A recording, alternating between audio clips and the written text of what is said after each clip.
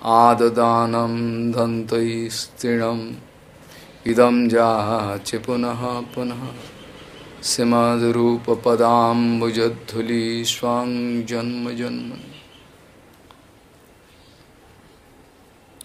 कर्मावलम्बका केचित् गानावलम्बका वयं तो हरिदासानां पादत्राणवलम्बका आददानं स्त्रीणं दन्तै हृदं याच पुनः पुनः सीमादरूपपदाम्बुजोद्धुली स्वां जन्म जन्मनि। श्रीशिल भक्ति सिद्धांत सरस्वती गोस्वामी ठाकुर प्रभुपाद জানিয়েছেন ভক্তি বিনোদ ধারাকে আমাদের সৌত পন্থার মধ্যে সর্বদা জাগরুক রাখতে হবে। ভক্তি বিনোদ ধারাকে আমাদের সৌত পন্থার মধ্যে সর্বদাই জাগরুক রাখতে হবে। ভক্তি বিনোদ ধারার নামে আমরা অভক্তি বিনোদ ধারায় প্রবিষ্ট হয়ে গেলে আমাদের কোনো সুবিধা হবে না। বিগত কয়েকদিনে অপ্রাকৃত গৌড়ীয় দর্শনের উপর কিছু আলোচনা হচ্ছিল। শ্রীমন মহাপ্রভুর শিক্ষা স্টক বড় অদ্ভুত জিনিস। সেই শিক্ষা স্টকের আলোচনা হচ্ছিল এক এক করে। কাল আলোচনা প্রসঙ্গে বলা হয়েছিল তৃতীয় শ্লোকের কথা কিছু।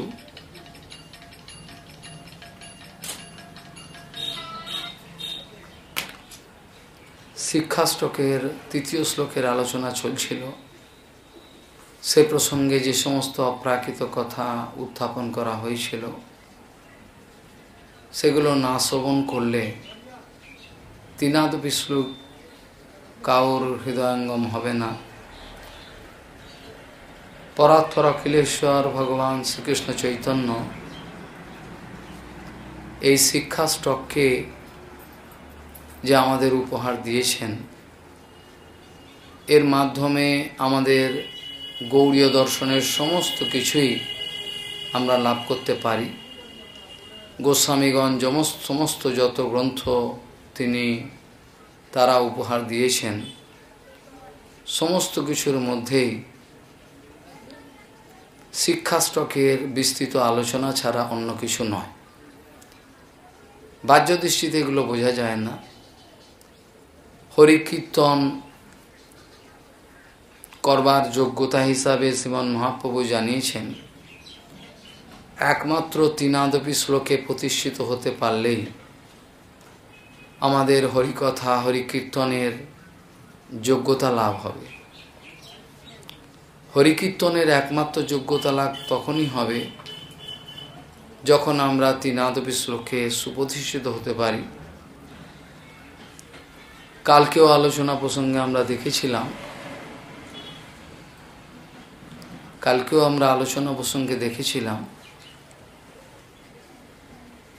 সেখানে শিল রূপ গোস্বামীপাদের দৈন্য, শিল সনাতন গোস্বামীপাদের দৈন্য, শিল কৃষ্ণদাস কবিরাজ গোস্বামীপাদের দৈন্য, এই সমস্ত অপ্রাকৃত কথা আমরা দেখেছিলাম।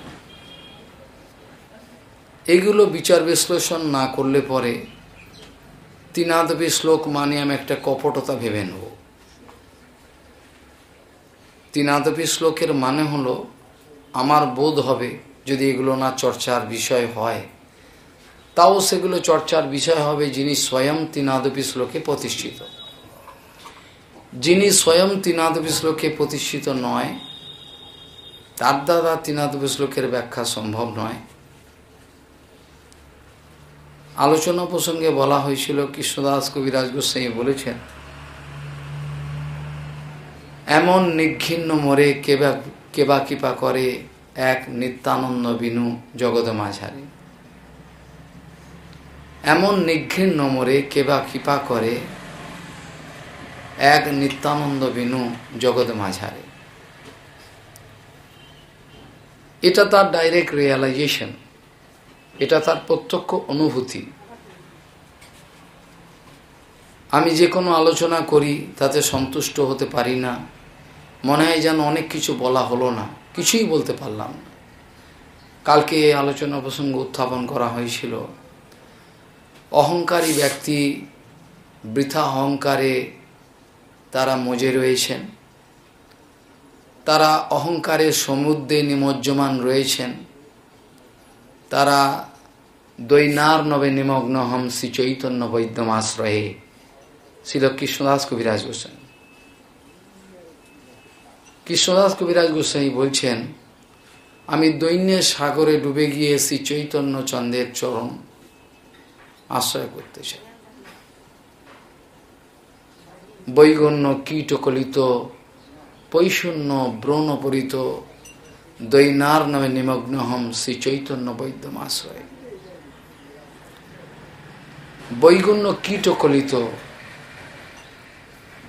আমার যে রিয়েল সেলফ, সেটাকে আমার যে দুর্গুণ অনর্থ পোকা সেগুলো খেয়ে নিয়েছে। যেমন আপনারা দীর্ঘদিন যদি গ্রন্থ রেখে দেন, হাত না দেন, তাতে দেখবেন গ্রন্থের পোকা সে গ্রন্থটাকে ঝাঁঝরা করে দেয়। আমার হাতে পড়েছিল অনেক পুরনো পুরনো গ্রন্থ, সেগুলো ঝাঁঝরা করে দিয়েছে, ফুটো ফুটো সমস্ত শেষ। ঠিক যেমনভাবে গ্রন্থের পোকা গ্রন্থটাকে ঝাঁঝরা করে দেয়, আমার ভেতরে যে বাস্তব সত্তাটা আছে, এটাকে মনে হচ্ছে যেন আমার যে দুর্গুণগুলো রয়েছে সেগুলো পোকার মতো সেগুলো কেটে ঝাঁঝরা করে দিয়েছি, আর কিছু পদার্থ নাই। বৈগুণ্য কীটকলিত আর পৈশূন্য ব্রণ পীড়িত, আমার পাশবিক চরিত্র, পাশবিক ভাবনা, এই পাশবিক যে আমার ভাবনা আছে, এগুলো যেন ব্রণের মতো, যেমন বিষ ফোড়া মুখের ওপর মানুষের দেখা দেয়, সেটাকে বলে বিষ ফোড়া ব্রণ। এই জন্য বলছে পৈশূন্য ব্রণপীড়িত।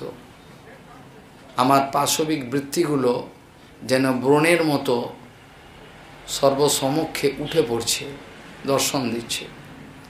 প্রভু, আমার বাঁচবার কোনো রাস্তাই নাই। এই জন্য একমাত্র আমি দেখলাম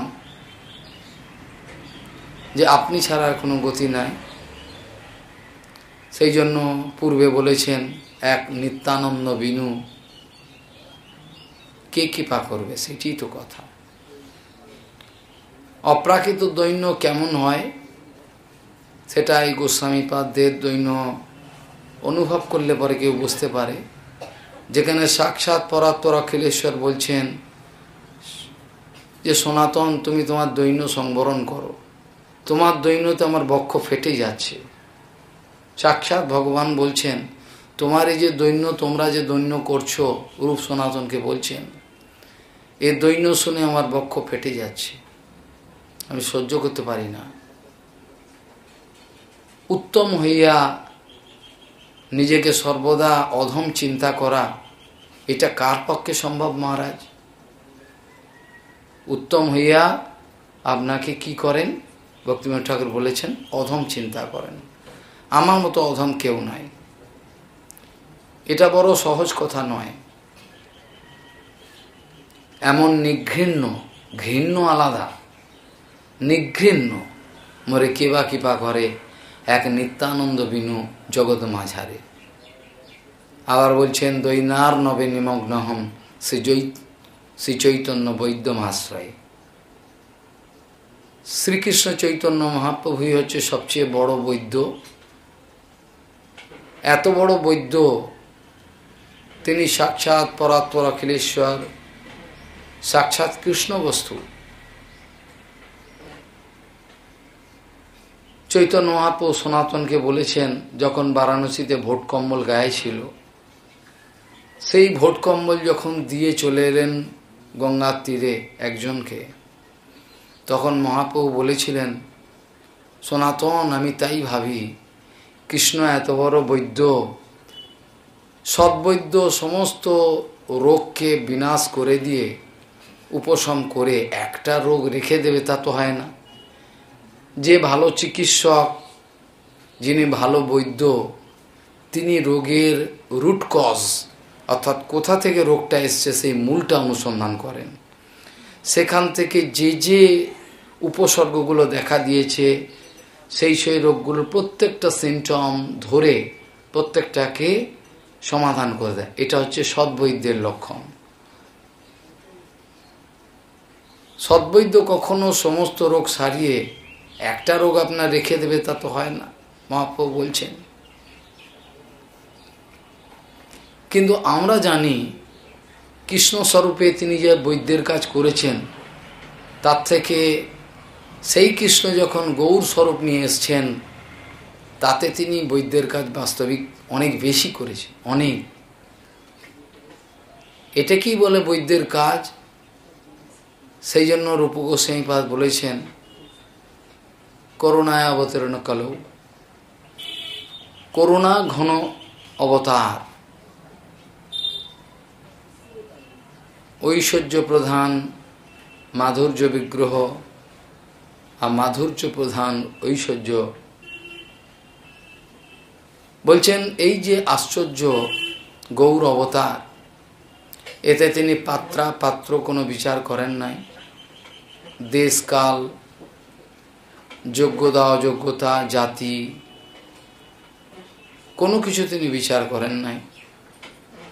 অকাতরে তিনি সবাইকে, যা অসম্ভব জিনিস, ব্রহ্মার দুর্লভ প্রেম সবাকারে যাচ্ছে, নেবে নেবে। এটা অনন্তকালে আমরা দেখেছি, যত শাস্ত্র পুরাণ আদি বিচার করে মহারাজ কত কষ্ট সাধন করছে লোকে, কত ভজন করছে, নিজে দেখা।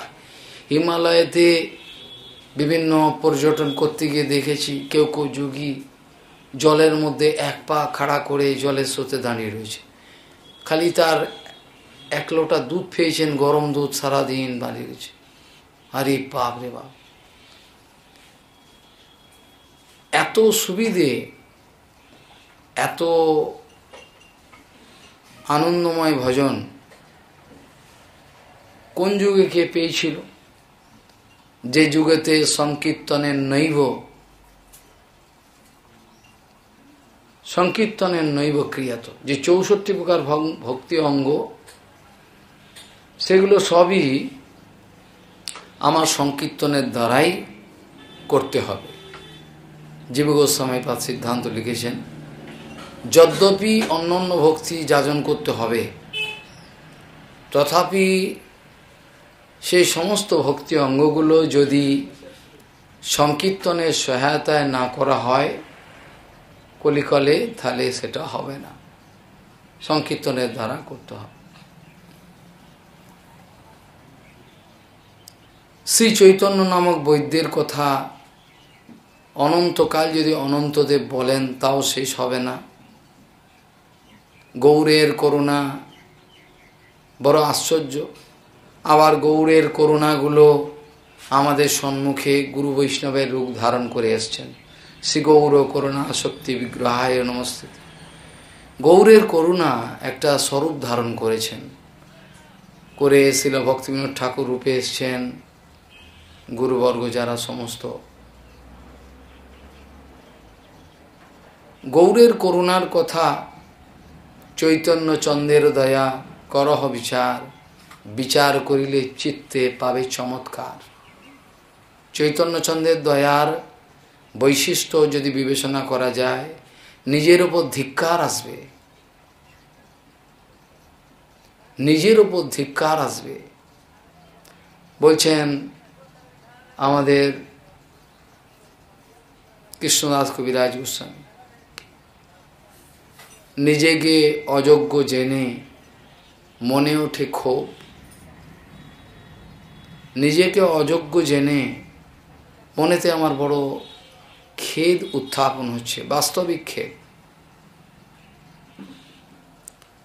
আবার ভগবানের অনন্ত গুণাবলী, তার যে দয়া বিশিষ্ট, বিশেষ করে করুণা, ভগবানের ভক্ত বাৎসল্য, তাতে আবার লোভ উৎপন্ন হচ্ছে। লোভ যদি না উৎপন্ন হয়, অনন্তকাল আমরা বিধিমার্গের বিধিতে শিকলবদ্ধ হয়ে পড়ে থাকলে কোনোদিন কৃষ্ণ বস্তুকে পাওয়া যাবে না। তার মানে আমি এই কথা বলছি না যে যে অবস্থায় রয়েছে ব্যভিচার শুরু করে দেবে, বিধিমার্গে ফেলে দিয়ে ইচ্ছামতো অত্যাচার করবে, তা নয়। যেখানে বিধিমার্গ রতজনে স্বাধীনতা রত্নদানে রাগমার্গে করায় প্রবেশ, এটা স্ট্রিক্ট রেগুলেশন।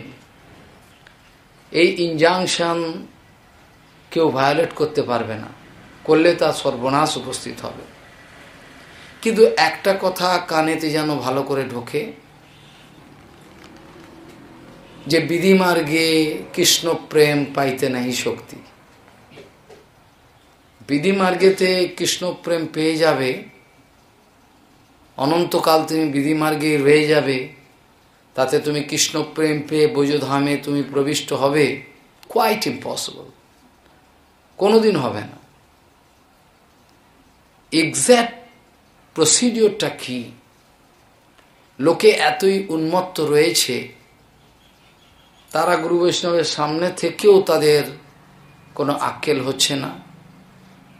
বাস্তবিক বৈষ্ণবকে তারা অপমান করে তাড়িয়ে দিচ্ছে, অবৈষ্ণবগুলোকে মালা পরিয়ে নিয়ে আসছে। এগুলো শাস্ত্রকাররা বলেছেন, ভক্তিবিনোদ ঠাকুরই জানিয়েছেন। বৈষ্ণবকে যখন তুমি অবৈষ্ণব চিন্তা করবে, তখন তোমার যে সর্বনাশ উপস্থিত হবে।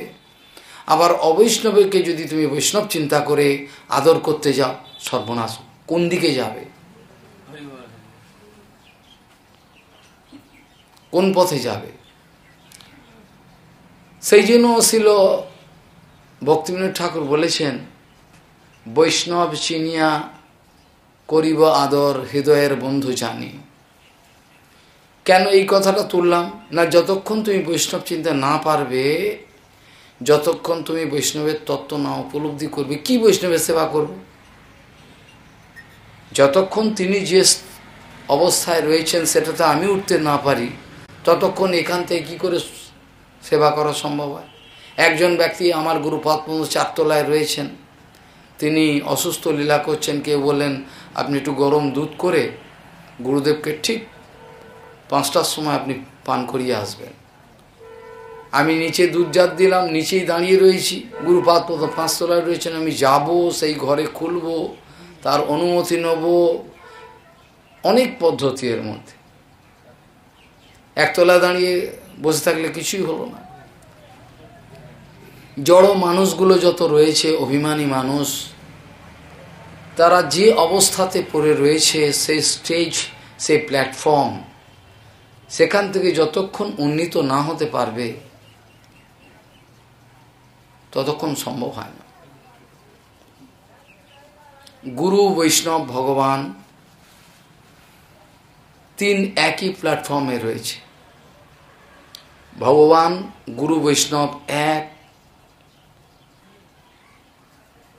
যতক্ষণ পর্যন্ত সেই অবস্থায় উন্নীত না হওয়া যায়, বাস্তবিক ভাবকে যে ভগবান গুরু চিন্ময়, ভগবান চিন্ময়, ভগবান গুরু বৈষ্ণবের সেবা, এটা হয়ে ওঠে না। তথাপি করুণাময় গুরু বৈষ্ণব ভগবান সেবার সুযোগ দেন, আর দেন বলেই আমরা সুযোগ পাই। যদি সুযোগ না দিতেন, আমরা সুযোগ কোথায় পেতাম? একটা উদাহরণ, ভগবানকে কে কোথায় পেত? ভগবানকে কখন ভগবান আমার সম্মুখে এসে দাঁড়াবেন? তুলসীদাসজি মহারাজ, তিনি রামনবমীর দিনে চন্দন ঘষছেন চিত্তকূট পর্বতে, আর অজস্র চোখের জল ফেলছেন, মালা গেঁথেছেন তুলসী চন্দন রেখে, সেই তুলসীজি মহারাজ ঘষছেন আর কাঁদছেন আর লীলা স্মরণ করছেন।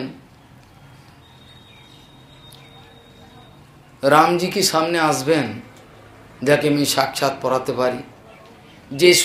যে সুযোগ হয়েছিল সবরই ভিলনিবাই, ভিলের কন্যা,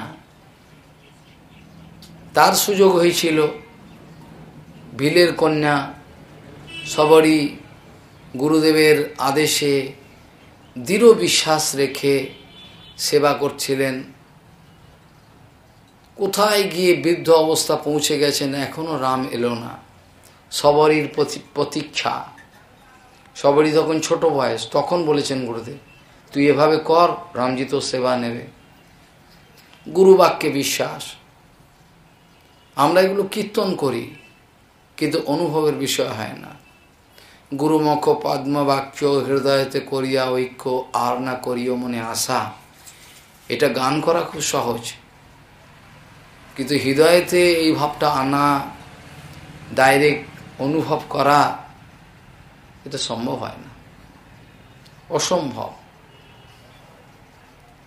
সবরই অপেক্ষা করে রয়েছেন, রামজি এসছিলেন। সবরই তখন চোখে ভালো দেখতে পান না, বৃদ্ধা, সেই ফলমূল নিয়ে রোজ ফল আহরণ করে রেখে দেন আদরে, কবে আমার শ্রীরাম আসবেন। ভক্তবাঞ্ছা কল্পতরু ভগবান সেই সেবা গ্রহণ করেছিলেন। তুলসীদাসজি চোখের জল ফেলছেন, শ্রীরামজি না এসে থাকতে পারেননি। রামজি যখন সম্মুখে দাঁড়িয়ে রয়েছেন, তুলসীদাসজি বুঝতে পারছেন না যে সাক্ষাৎ রাম এসছেন, সামনে দাঁড়িয়ে রয়েছেন। চন্দন ঘষছেন, ফুলমালা রেখেছেন, সাক্ষাৎ রাম এসছেন সেটা নিতে। কত বড় কথা! সবার ভাগ্যে সেটা সম্ভব হয় না। না হলেও আমাদের একটা সুবিধা আছে, ভগবান কতটা করুণাময়। ভগবান বিগ্রহ রূপ ধারণ করেছেন। আপনাদের মধ্যে যদি কারোর ভাবনা আসে বিগ্রহ তো বিগ্রহ, তো আর ভগবান নয়, তাহলে হয়ে গেল। তার মতো পাষণ্ড আর কেউ নাই, শাস্ত্র বিচারে বলছে। বিগ্রহতে যখন প্রাকৃত বুদ্ধি হবে, গুরু বৈষ্ণবে যখন প্রাকৃত বুদ্ধি হবে, তার চেয়ে সর্বনাশ আর কোনো কিছু তো হতে পারে না।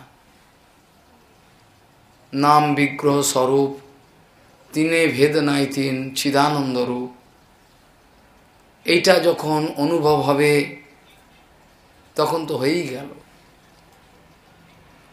গৌড়ীয় মঠের যারা ভিক্ষায় যান, আমি অনেক চৈতন্য মঠে থাকাকালীন অবস্থায় অনেক কঠোর নিয়ম বলেছিলাম, কিন্তু কেউ মেনে নিতে রাজি হয় নাই। অনেক কথা উত্থাপন করেছিলাম, অনেকেই ভুল বুঝলেন।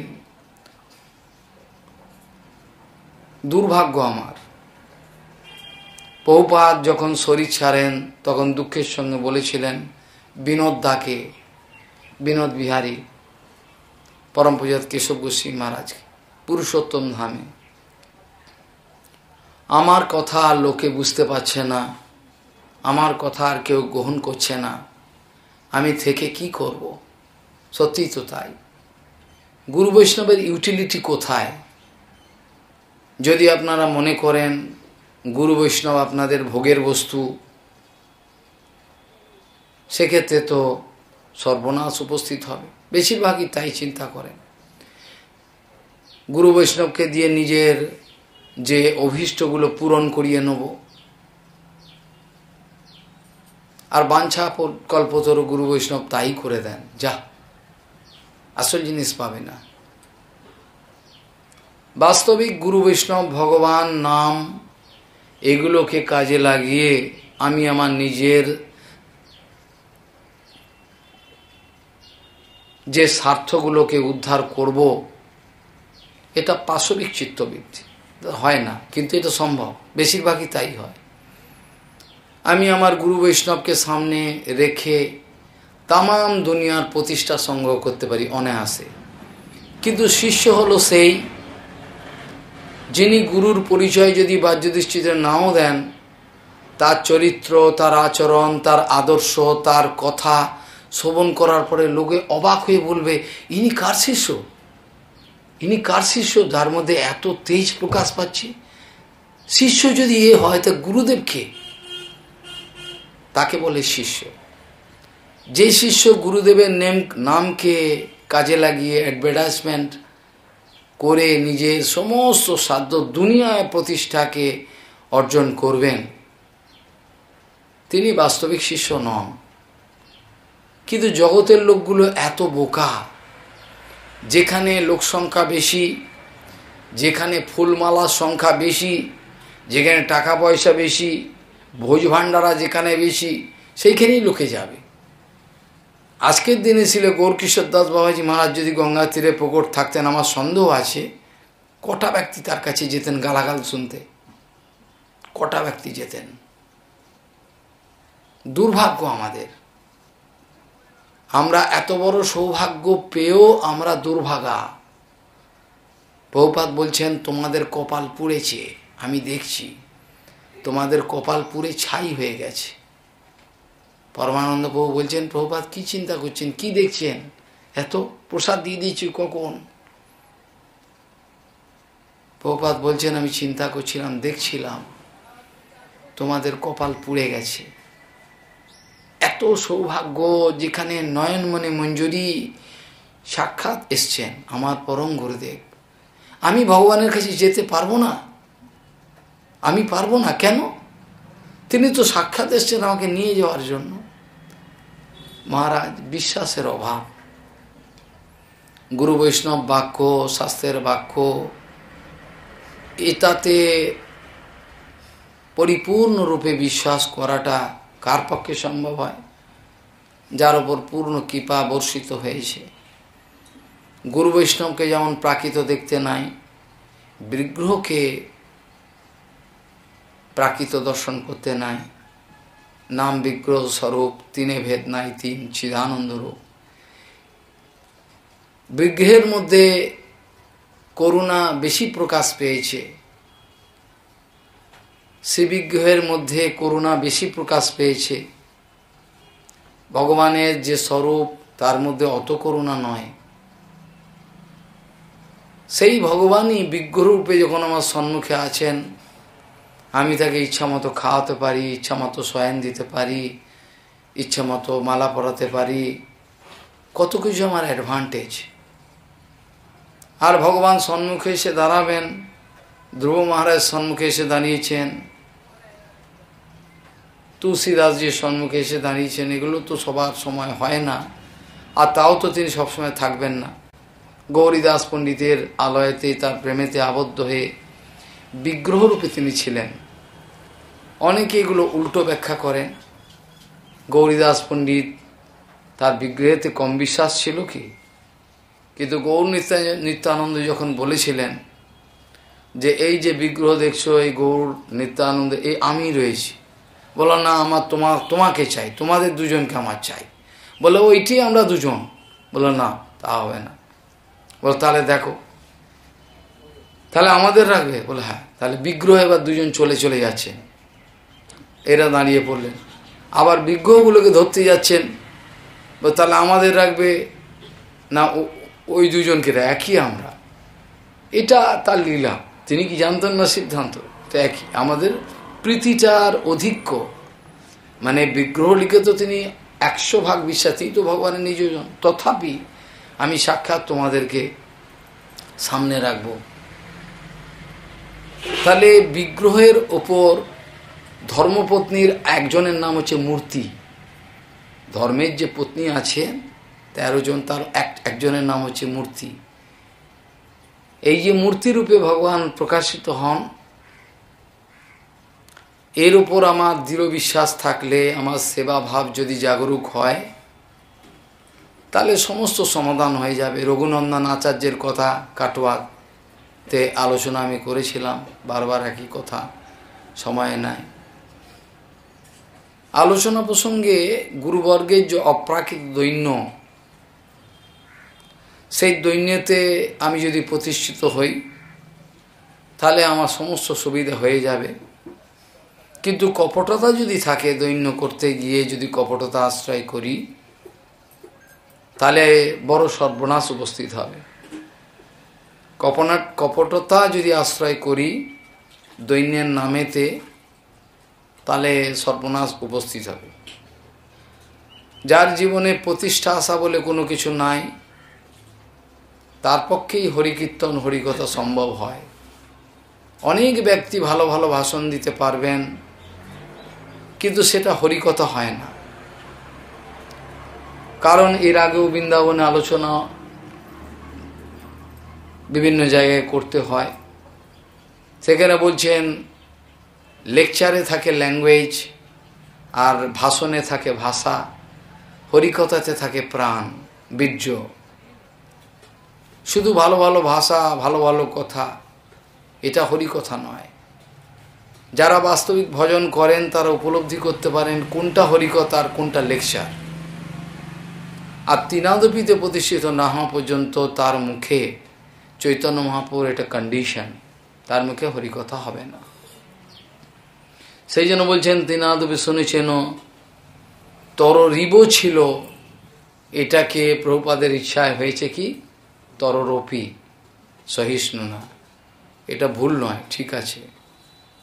যদি অনেকে বলেন প্রভুপাদের কাছে কোয়েশ্চেন তোলা হয়েছিল, অত্যেন্দ্রীয় ব্রহ্মচারী এটাকে চেঞ্জ করলেন কেন? সাক্ষাৎ ভগবান, ভগবানের এই তিনাদপি শুনেছেন শ্লোক, এটা তো স্পর্শ করা প্রেমের ভাষা। তুমি গুরু বৈষ্ণব ভগবানের লেখনীতে একটা কলমের কোনো টাচ করতে পারবে না, করলেই সর্বনাশ। গুরুবর্গের লেখনী যা আছে তা অনেকে দেখি কীর্তনেতে পরিবর্তন করে দেয়, ভাষা, দাড়ি, কমা, ফুল স্টপ। এরা পাগলগুলো, তারা এডিট করতে বসেছে। It is already edited. সেটাকে তোমার দেখতে হবে যে ওর মধ্যে আমার ছাপার যেন কোনো ভুল না হয়। তুমি সম্পাদনা করেছো ভক্তিবিনোদ ঠাকুরের লেখা, বড় আশ্চর্য কথা, বড় দুঃখের কথা। সেখানে বলছেন ঠিক যা আছে তাই দিতে হবে, কিন্তু এখানে কেন পরিবর্তন হলো? তররিব, তররপি হলো কেন? এখানে কোনো দোষ হলো না। দোষ হলো কি না হলো এই সিদ্ধান্ত কে বুঝবে? যারা ভগবানের নিজজন, বদ্ধজীব তো জানবে না। তার কাছে এই কথা উত্থাপন করার পর প্রভুপাদ মুচকি হাসলেন, বললেন ঠিকই লিখেছেন। চৈতন্য মহাপুর যে শিক্ষা স্টক, তার একটা শব্দকে পরিবর্তন করা, এটা কত বড় কথা। কত বড় প্রেম থাকলে ভগবানকে মারতে যায়, এক থাপ্পড় মারব তো আমি। কত বড় প্রেম থাকলে যশোদামা করতে পারেন, এগুলো সাধারণ লোক বুঝবে না। আর প্রভুপাদ প্রমাণ দিয়ে দিলেন কথাটা ঠিকই। বৈষ্ণবের সহ্য ক্ষমতা একটা বৃক্ষের থেকেও বেশি। সেগুলো আমরা হরিদাসের উদাহরণ দিয়ে প্রমাণ দিয়েছি। হরিদাস ওই ম্লেচ্ছ ব্যক্তিগুলোর জন্য ভগবানের কাছে প্রার্থনা করছেন, তাদের পরম মঙ্গল বিধান করো। বৃক্ষ তো বলতে পারবে না, তাহলে এই কোয়ালিটি বিচার করবে, বৃক্ষের থেকে তার ক্ষমতা বেশি। বড় আশ্চর্য কথা। আবার সার্বভৌম ভট্টাচার্য মহাশয় সেখানে যখন মহাপ্রভুর সামনে একটা শ্লোক ভাগবতের আলোচনা করছিলেন, জীবে তো ভক্তিপদে সদায় ভাগ। ভাগবতের শ্লোক ছিল জীবে তো মুক্তিপদে সদায় ভাগ। তোমার কি অধিকার আছে এটা পরিবর্তন করলে? মহাপ্রভু তো রেগে গেলেন না, তিনি তো সাক্ষাৎ কৃষ্ণ বস্তু, তিনি কৃষ্ণ, তিনি ভাগবত, ভাগবত গ্রন্থ তিনি। ভাগবত গ্রন্থটা কি? সাক্ষাৎ কৃষ্ণ, আর সেটাই শ্রীকৃষ্ণ চৈতন্য মহাপ্রভু। চৈতন্য চরিতামৃত আর চৈতন্য মহাপ্রভু আলাদা, এটা কে চিন্তা করে? কোন পাগল? যেটার নামই শ্রী চৈতন্য চরিতামৃত, সেটাই চৈতন্য বস্তু, আলাদা কিছু নয়। কার অধিকার হলো এরকম পরিবর্তন করা? তার নাম ছিল সার্বভৌম ভট্টাচার্য, তিনি নাকি পরিপূর্ণ গৌরের কৃপা পেয়েছেন। হ্যাঁ সত্যি, আগে কিন্তু এসব আসেনি। আগে অনেক সিদ্ধান্ত বলেছেন, মহাপ্রভু সব কেটে উড়িয়ে দিয়েছেন, এগুলো কোনোটা ঠিক না। কিন্তু এখন কেন এরম বলছেন? সার্বভৌম, সেখানে তো পাঠ ছিল জীবে তো মুক্তিপদে সদায় ভাব, তুমি কেন পাঠটা পরিবর্তন করলে? সার্বভৌম দুঃখের সঙ্গে বলছেন, প্রভু আর এই পাঠ আমি করতে পারি না। কেন গো? বলে জীবে তো ভক্তিপদে সদায় ভাগ। এটা মুক্তি শুনলেই আমার এখন ভেতরে কাঁপে, কষ্ট হয়, যে আমি লোহার পিণ্ডের মতো ছিলাম, মায়াবাদ নিয়ে খালি তর্ক করতাম, কুতার্কিক সিগাল, শিষ্যগণ সব সিগাল ছিল, সারাদিন হুয়া হুয়া হুয়া এইসব করতাম। আজ তোমার করুণা পেয়ে আমার এই সমস্ত অনুভব হয়। আমি মুক্তিপদে তুমি ঠিকই আছে, আমার পাঠ করতে গেলে ভেতরটা ফেটে যাচ্ছে, কেন আজ আমি তোমার করুণা পেয়েছি। জীবে তো ভক্তিপদে সদায় ভাব। প্রভু মুচকি হেসে বলছেন, আচ্ছা সার্বভৌম, যদি এই মুক্তিপদে শ্লোকের ব্যাখ্যাটা এরকম যদি হয়, মুক্তি যার পদে সে মুক্তিপদ, তাহলে তো অসুবিধা নেই। মুক্তি যার পদে সে মুক্তিপদ, এরম অর্থ করো। বললাম না, তাও আমি পড়তে পারবো না, মুক্তি কথা আমি মুখে আনতেই পারবো না। যাক, ভালো হয়েছে, থাক। সাক্ষাৎ শ্রীমৎ ভাগবতী মহাপুরাণ কৃষ্ণ এবহি, সেই শ্লোকের পরিবর্তে ইজ এ ম্যাটার অফ যোগ। কত বড় কথা, কত বড় পাওয়ার, কত বড় কৃপা, কত বড় ভক্তি, কত বড় প্রেম হলে ভগবানকে কান ধরে ওঠানো বসানো যায়। যশোদা বলে, এই কান ধর, মারব এক থাপ্পড়। কতখানি ভালোবাসা, কতখানি ভালোবাসা হলে শ্রীরাম বলছে, এই তুই হেরে গেছিস, বস নিচে, আমি আবার তোর পিঠে চড়বো। আর ঠিক আছে চ। ভাগবতে বলছেন, সীদামেন পরাজিতা, সীদামেন পরাজিতা। সীদামের কাছে কৃষ্ণ হেরে গেছে। এই কথা ছিল, তুই হেরে গেলে আমি কাঁধে নেবো, আর তুই হেরে গেছি, কাঁধে নে, চল ঠিক আছে। কাঁধে উঠে পা দুটোকে এরম ঢক ঢক ঢক ঢক করে এখানে মারছেন কৃষ্ণের বুকে। তাতে কি হলো? এটাকেই তো বলে ভালোবাসা। আমরা চিলগ্রাম বিধিমার্গে থাকবো, এই কথা আমি বলিনি। তার সঙ্গে এই কথাও আমি সাবধান বাণী উচ্চারণ করতে চাই, যারা বিধিমার্গকে কিছুতেই অনুভব করলেন না, নিজের জীবনে পালন করলেন না, তারা সহজিয়াদের মতো অত্যাচার করবেন। সে শিলিগুড়ি হোক আর যেখানেই হোক, আমি কোনো জায়গায় সহ্য করি নাই। যদি কোনো জায়গা থেকে আমি বিতাড়িত হয়েছি, তথাপি আমার গুরুবর্গের আদেশ, তুমি বাবা এই কথাই বলবে, যদি তোমাকে চলে যেতে পারে চলে যাবে, সেখানে কথা বলবার দরকার। ওদের কপাল খারাপ। ছিল সন্ত গোস্বী মহারাজ থেকে আরম্ভ করে, ছিল ত্রিবিক্রম মহারাজ থেকে আরম্ভ করে, আমার গুরুপাদ পদ্ম, গিরি মহারাজ, সাগর মহারাজ, যত গুরুবর্গ ছিলেন আবার একই হাতে তুমি এই কথাই আলোচনা। কিন্তু কেউ যদি বলে এসব শুনবো না, আপনি চলে যান, চলে যাবে। ওদের কপাল খারাপ, সত্য শুনতে পারে না, দুর্ভাগ্য। কিছু মিথ্যে ফিলোসফি আলোচনা করবার জন্য, আপনাদের কাছে পকেট কাটবার জন্য, প্রণামী নেওয়ার জন্য তো আমি আসিনি। আমার শিলিগুড়ি আসার উদ্দেশ্য, আপনাদের যদি হৃদয় থাকে পরে বুঝবেন কেন আমি শিলিগুড়িতে এসেছি। সমগ্র পৃথিবী আমার জন্য খোলা। কেন শিলিগুড়িতে এসেছি কয়েকজন বৈষ্ণবের আর্তনাদে, এটা কেউ জানে না। কেন শিলিগুড়িতে আমি এলাম, কি দরকার ছিল আমার, সেটা পরে যদি হৃদয় থাকে অনুভব করবেন। এর আমার আশা বৃথা হবে না, এর রিয়াকশান থাকবে। যত সহজিয়া, যত অত্যাচারী, যারা মিথ্যে কথা বলছেন মাইক নিয়ে, তাদের এই সমস্ত পাষণ্ড দলন যেটা নিত্যানন্দ প্রভু করেছিলেন, সেটার দায়িত্ব কিঞ্চিত আমার উপরও পড়েছে। ভক্তিবিনোদ ঠাকুর যেখানে বলেছেন প্রপঞ্চ মাঞ্জন লীলা, যত ভক্তিরা যে জঞ্জাল আসছে সবার আপনাদের দায়িত্ব। প্রভুপাদ বলছেন, যদি কেউ গৌড়ীয় বলে দাবি করে, তাদের প্রত্যেকের দায়িত্ব পড়েছে ভক্তিবিনোদ ঠাকুরের প্রপঞ্চ মাঞ্জন লীলায়। যে ঝাড়ু দিচ্ছেন নামের হাটে, আপনারাও ঝাড় দিন। আপনারা সহজে হবেন না, শুধু খোল বাজিয়ে দু চারটে কীর্তন করে দেবো, সেটা আমাদের লক্ষ্য নয়।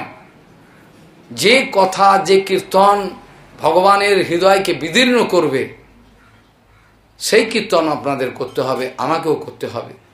আমি কোনো আপনাদের সন্তুষ্টি বিধানের জন্য বসি নাই। বৃন্দাবনে অনেক পাঠক আছেন যারা লোক প্রতিষ্ঠা সংগ্রহের জন্য হরিকথা বলছেন।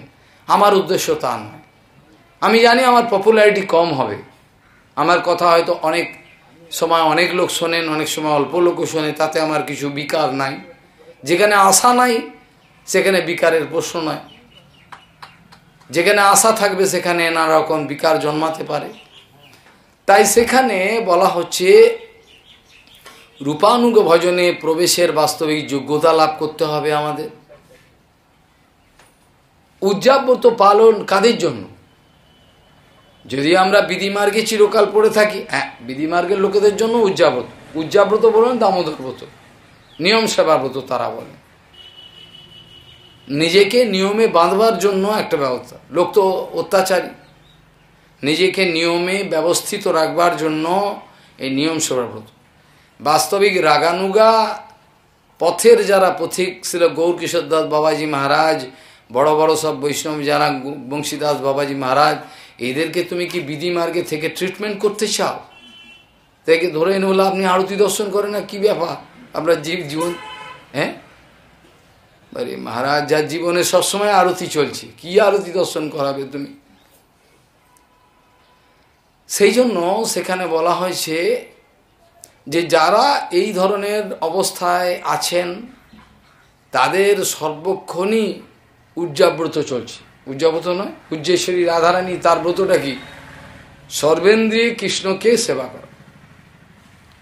রাধা নামটাই তো ওদিকে এভাবে এসছে। কিভাবে এসছে রাধা নাম? রাধা নাম কোত্থেকে এলো? অনায়া রাধিত, এনার দ্বারাই ভগবান আরাধিত হয়েছেন। রাধিত রাধা, রাধা হয়েছে। তাই যদি হয় তা উজ্জেশ্বরী রাধারানীর যে ব্রতটা একমাত্র গৌড়ীয় মঠই বলতে পারবে উজ্জাব্রত। অন্য কাউর বলার তো অধিকার, অন্য সম্প্রদায় কি বলবে? তারা তো এর মানেই জানেন না। নমরাধিকায়ই তদীয় প্রিয়ায়ই নমানন্ত লীলায় গুণায় তুভ্যাম। উজ্জেশ্বরী রাধারানী যেভাবে নিজেকে সেবায় দিয়েছেন, দামোদরের সেবাতে, এর মধ্যে অনেক সিদ্ধান্ত, বৃন্দাবনে অনেক ফাইটিং হয়। বলে মানে রাধা গোপাল কি বলা যায়? কি সব প্রশ্ন চিন্তা করুন, আজব প্রশ্ন। মানে রাধা গোপাল কি বলা যায়? হ্যাঁ, দেখুন গোপাল কোত্থেকে এলো শব্দটা? গৌচারণ করেন, গৌচারণ করেন, তাই জন্য গোপাল হলো। তা গৌচারণ যদি করেন তাহলে সেটা তার বয়সটা কত, ছোট কি বড়, সেটা তো কোনো কথা না। যখন তিনি গৌচারণ করতে আরম্ভ করেছে তখন থেকে তার নাম হয়েছে গোপাল। আমাদের সময় আসবে গোপাষ্টমী, এই দিন কৃষ্ণ বাচ্চা গরুর গোমাতার যে ছোট ছোট ছানাগুলো, ওগুলোকে নিয়ে চড়াতে বেরিয়েছিলেন। সেদিন থেকে তার নাম গোপাল, বাস্তব সার্থক হলো। এমনি তো গোপাল নাম নিত্য আছেই, কিন্তু আমার কথা হলো কেউ কেউ বলছেন যে গোপাল নামটা রাধা গোপাল বলা যায় না। কেন বলা না যাওয়ার তো কোনো কারণ নেই। বলে বাৎসল্য রসের ব্যাপার একটা আছে, মানে বাৎসল্য। গোপাল আমাদের মায়েরা দিদিমারা আমাদেরকে কখনো গোপাল এসছো আদর করে ডাক, তার মানে তো সেটার ব্যাখ্যাটাকে উল্টে দেওয়া, ওই ব্যাখ্যাটা উল্টাবে কী করে? যদি আমি রাধা দামোদর বলি, দামোদরটা কি? দামোদরটা বাৎসল্যে, দামোদর এটা তো বাচ্চা, এ তো হামাগুড়ি দিয়ে তার তো কোমরে দড়ি বেঁধে যে নাম যদি দামোদর হয়, তার রাধা দামোদর। এখানে তো সত্যব্রত মুনি স্বয়ং লিখছে নমরাধিকায় তদীয় প্রিয়ায় দামোদষ্টকমে। তাহলে আমার কোথায় সিদ্ধান্তটা ভুল হলো? যদি রাধা গোপাল বলা যায় এটা বোধ, কিন্তু রাধা পার্থসারথী বললে তাকে পেটানো উচিত, তাকে মহাপ্রভু রেগে আগুন হয়ে যাবে। রসাভাস সিদ্ধান্ত বিরোধ শুনিতে প্রভুর হয় রোষ। দিল্লিতে একটা মঠের নাম দিয়ে দেওয়া হলো রাধা পার্থসারথী। আরে কোন পাগল দিল না রাধা পার্থসারথী মঠ? আরে কোথায় রাধারানী আর পার্থসারথী কোথায়? আস্তু পাগল।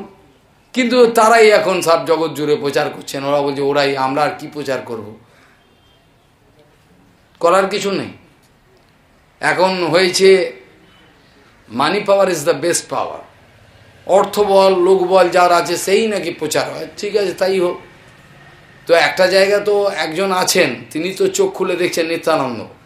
তিনি তো বুঝবেন কে প্রচারক আর কে প্রতারক, কে প্রতারক আর কে প্রচারক। সেটা কি নিত্যানন্দবাবু বোঝেন না? বোকা নাকি? গুরুবর্গ বোঝেন না? তারা তো উপর থেকে দেখছেন। ঘুরে আসতে হচ্ছে সেই তৃণাদপি শ্লোকের মহিমায়। যতক্ষণ পর্যন্ত না তৃণাদপি শ্লোকে প্রতিষ্ঠিত হওয়া যায় ততক্ষণ পর্যন্ত আমার মুখে হরিকীর্তন হরিকথা কখনোই উদিত হতে পারে না। এটাই হচ্ছে কন্ডিশন, শর্ত। যখনই তৃণাদপি শ্লোকে প্রতিষ্ঠিত হবে তখনই তার পক্ষে এই হরিকীর্তন হরিকথা তার পক্ষে সম্ভব হতে পারে। শ্রীল প্রভুপাদ বলছেন তৃণাদ অপি, আপনার ময়দানেতে ঘাসগুলোকে ছেটে দেওয়া হয়েছে, ঘাসগুলোকে ছেটে দেওয়া হয়েছে, ভালো ঘাসগুলো এত ছেটে দেওয়া হয়েছে, সেখানে ছাগলের খাওয়া অসুবিধা হতে পারে, ছাগল দাঁত পাবে না, ধরতে পারবে না, ভালো। কিন্তু আপনার সেই যে তৃণের ওপর দিয়ে চলতে গিয়ে তৃণের ওপরে আপনি পাটাকে দিলেন, তারপর যখন একটা পা ছেড়ে অন্য জায়গায় পাটা দিলেন, সে তৃণটাকে যে দাবিয়ে ধরলো পায়ের চাপে, সেই তৃণটা যতটুকুই বড় হোক, এটা তো উঠে দাঁড়াবে, উঠবে না? তার মাথাটা তো উঠবেই, টিপস অল্প আছে, পায়ের চাপে তৃণটা মাথা নিচু করলো, কিন্তু করার পরে যে পাটাকে সরিয়ে আবার মাথাটা উঁচু করছে। সেখানে শ্রীল প্রভুপাদ বলছেন, আমরা যদি বেশি বড় হতে যাই, ঘাস, আমরা তো তৃণাদপিকি, তৃণের থেকে অধিক বলা হয়েছে, আর গাছের থেকে অনেক অধিক সহিষ্ণু সম্পন্ন, তবে সে হরিকথা হরিকীর্তনের যোগ্যতা লাভ করবে। সেখানে ঘাসগুলো যদি বড় হয়, ছাগলে খেয়ে যাবে, সুবিধে কিছু হবে না। আর যদি ঘাসটা ছোটই করে দেয়, তাহলেও পায়ের চাপে নিচে মাথাটাকে নিচু করলো, সঙ্গে সঙ্গে আবার উঠিয়ে দেবে।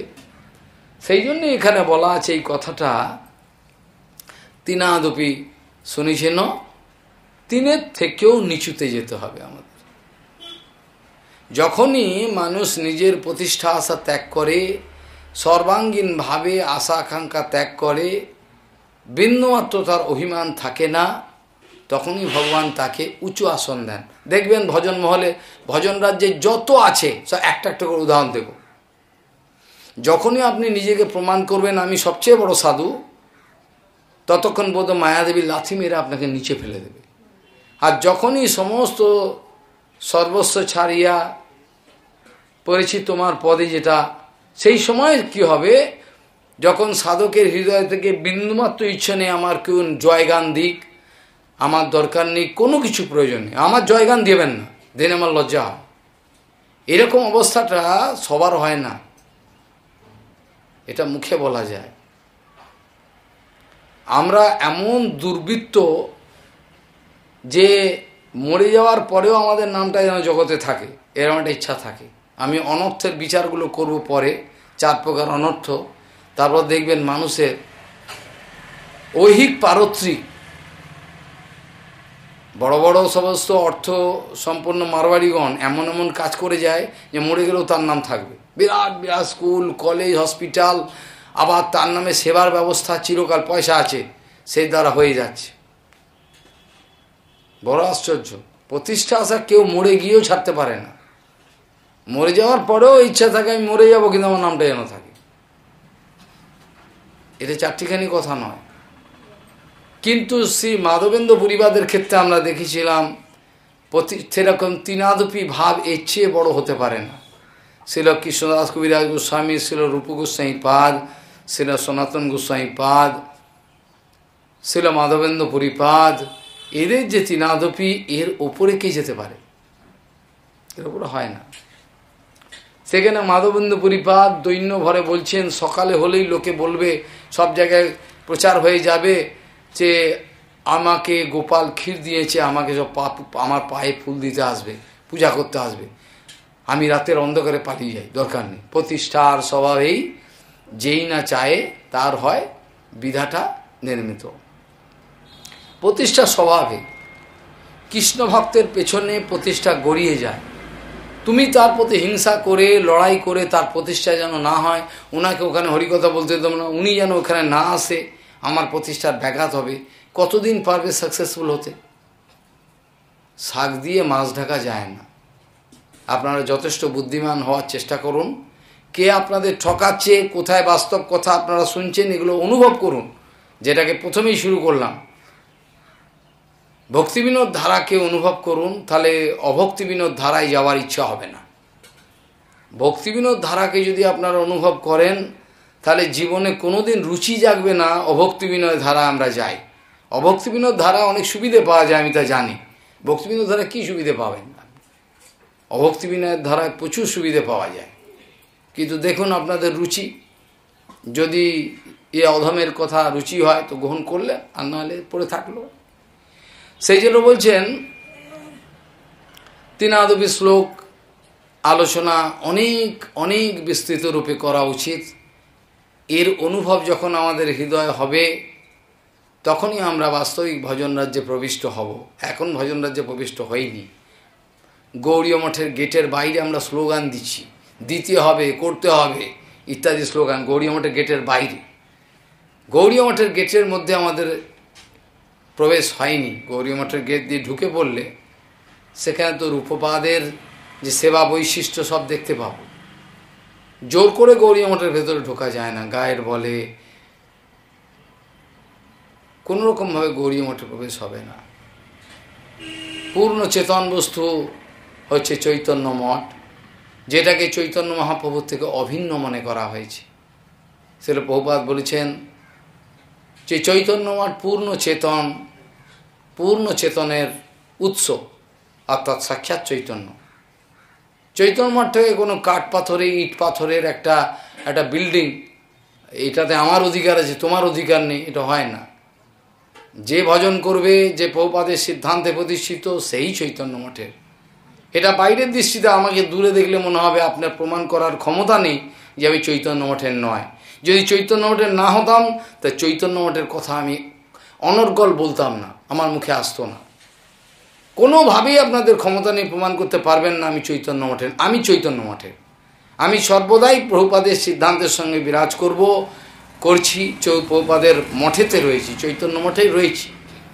যেমন বাহ্য দৃষ্টি দেখা যায় অনেকে বৃন্দাবন থেকে দূরে, কিন্তু গুরুবর্গ বৃন্দাবনে বিরাজমান করছেন। এটা অনুভব করলে আপনাদের সিদ্ধান্ত ভুল হবে না। একটা ছোট্ট কথা, সেটা কি আজকে আলোচনা করব না কালকে? সময় আমার তো আপনাদের দেখতে হবে, আমি তো বলেই যাব 2 ঘন্টা 5 ঘন্টা। হ্যাঁ,